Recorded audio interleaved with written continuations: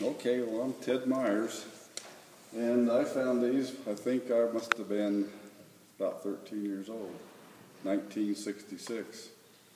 Does anybody remember 1966? Okay. You guys know what these are? Yeah. Mule deer? Mule deer. They call them mule deer because they got the big ears, and that's what we have here in northwest Colorado. And so you guys have a preliminary idea of what happened here? I mean, sure. They were charging and they didn't see the fence? Well, actually, these bucks, it's during their rut, you know. And that's when they start looking for the female deer, okay? And they want to get a harem for themselves. Anyway, these bucks fight, and they see who's the strongest buck. He's going to be the leader, okay? And they got in their own position. They locked horns. It's real rare that this happens, but it does happen. And if they can't get undone, they die. And it's real sad. That's a sad part of nature, but it does happen. And anyway, I just happened to be lucky. They were on our ranch at the time south of Craig here near Hamilton. And I found them. They were already dead, but they happened to get in this fence. They must have got locked horns outside of the fence, and one of them got through the fence. So when I found them, they were. I have a picture here from actually, I don't know if they can see that on the video or not. You can see how they were. They were laying dead here. This is me. This is actually Dan Davidson. He's the director of the museum. He was pretty young too. He was my cousin. So you guys got a good video of that? Anyway, I wrote a short little story for the history of the museum here, so I'll read it to you. Growing up, and that's what you guys are doing, right? I lived on a cattle and sheep ranch in northwest Colorado in the mid-1960s. Moffat County was overrun by jackrabbits, and like most teenage boys, jackrabbit hunting was an obsession. My parents would encourage my brother and I to hunt rabbits whenever we wanted. The rabbits would eat into the stacks of baled hay and undermine the bottom rows of bales considerably. Now, if you have a big stack of hay here, you know, you can get thousands of jackrabbits coming in. And they'll eat back under the hay. And they'll eat back under it because they can only eat from the bottom, right? They're pretty small. And they'll eat so much hay that the haystacks can actually fall down and they destroy the hay. Okay, this particular weekend I made a trip to the hay shed about a mile south of the ranch, which is on the Waynes Fork River. With a .22 rifle, I had plenty of rabbits in the nearby brush. I was in the process of dispatching excess rabbits when I noticed something unfamiliar. On the east end of a snow-covered alfalfa field was a large dark object next to the boundary fence. I had to investigate, so with my rifle in hand, I walked across the field. As I approached the strange object, it looked like a bull elk. I could see the antlers in a big body. It didn't move, but its head was still up. As you can see from this picture, if I was looking at a distance, it looks like the animal's head's still up, right? Of course, they're dead. They'd froze. It's in December, and the animals were wore out, so they'd actually been dead a day or two, and they'd actually frozen. So, okay. After with my .22 in hand, I could make out a buck deer and in a nose, and I thought they were still alive and become entangled in the fence.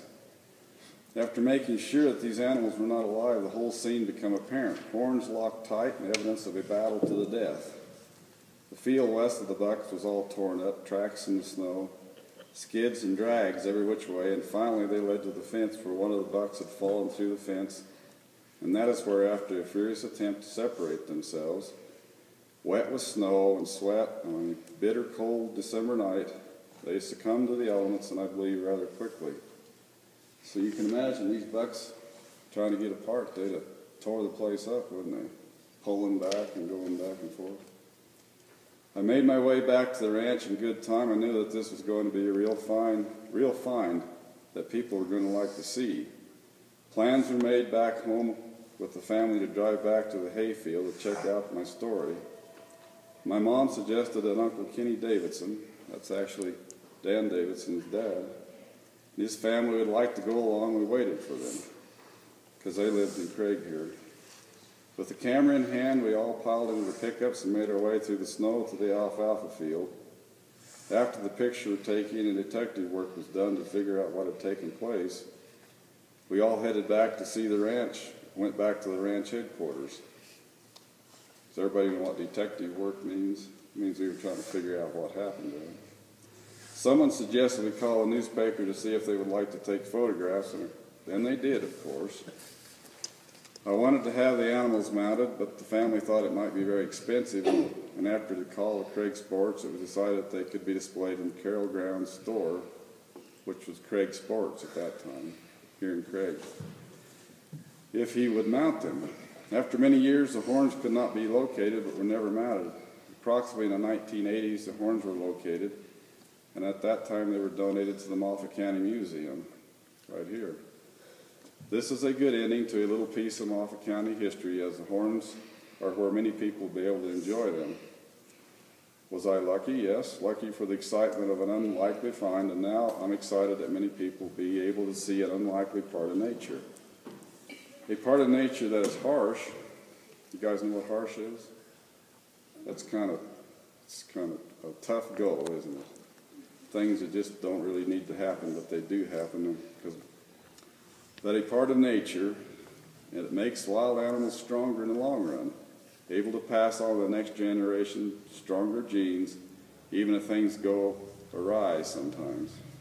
You guys know what awry means?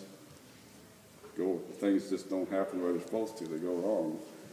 These bucks shouldn't have locked horns. The strong ones should have went away in victor, right? But as it happened, they locked horns, and that was their demise, the end of them. These are the actual antlers, and these aren't the actual deer. It had been such a long time ago, they found some hunters, I think, donated these deer, just the skins. Sure, there's not as many rabbits as there was back then. And nature's kind of harsh. Sometimes rabbits will get to be thousands and thousands of them, and then they'll get a disease and die. It's kind of sad, but that's the way nature is.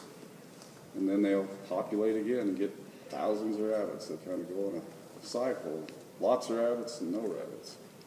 Yeah, actually our ranch was in Moffat County and Routt County, and I live actually on the Routt County part of the ranch now, south of here. And, it's pretty hard to make a living ranching anymore. So a lot of the ranches, especially if it's real pretty country, get sold to people that they really don't have to make a living off the ranches. They're wealthy people, and